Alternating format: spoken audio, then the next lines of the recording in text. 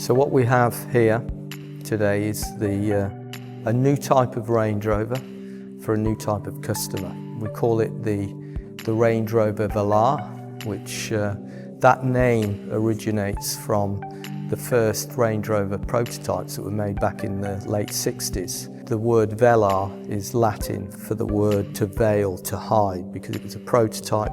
They wanted to hide the fact that it was a Range Rover.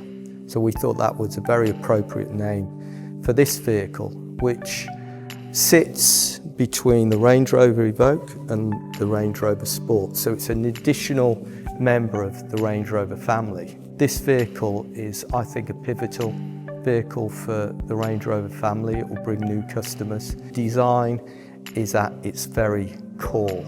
It's very dramatic, it's elegant, it's beautifully proportioned, a compelling piece of design. And for me, the designs, the best designs, whether it's the design of a car, a watch, a piece of furniture, a building, are designs that resonate on an emotional level. What I would call a compelling design has to have three components. Visceral, when I look at it, I desire it. Behavioural, once I've got it and I own it, does it do what it's supposed to do? And last, reflective. Once I've used it, do I still desire it? Does it still behave properly? And am I building a lasting relationship with it? And for me, that's true of any product. That emotional connection is what differentiates great products from average products. And as we build this Range Rover family, we're very cognizant of not losing that uniqueness, to maintain that DNA, but move it on, always moving forward. You know, recognise the past, but don't be harnessed by it. So it's about futuring. It's about creating products that have the highest levels of modernity. One of the compelling things about this design, as is the case with all our vehicles, is that juxtaposition between something that, in this case, something that's very glamorous and modern and that is highly design literate, that looks fantastic, but is actually incredibly capable.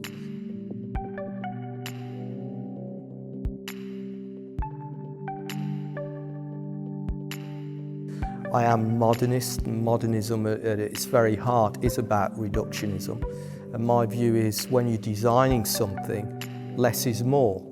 You know, if you look at a car design and it's got a particular feature on it, a particular line, if you took that line off and it doesn't make any difference to the way that vehicle looks or is perceived, it shouldn't have been there in the first place. I have a certain philosophy, but I have to try and blend that with what Land Rover represents as a brand. Remember, Land Rover is a master brand, three distinct families below it: Range Rovers, Discoveries, and eventually Defenders. And quite often, when I'm leading the design team, I'm not necessarily cognizant of my modernist approach. I think that just comes out intuitively. You should design things to capture their essence, and generally things that are more simple are usually the hardest things to design. But then it's about how do you capture the essence of the brand. Design is a conduit that communicates what a brand stands for. So how do you capture the essence of that brand? Then you have to capture those elements within the design, through its surfacing, through its detailing.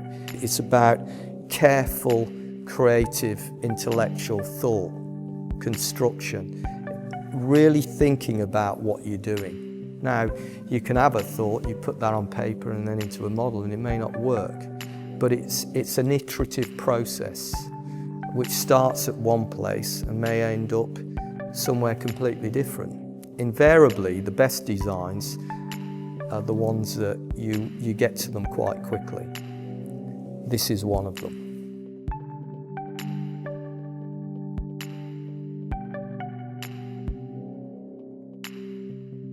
I'm quite often asked when we launch a new vehicle, is there a particular element to the design that's my favourite? And invariably the answer is no.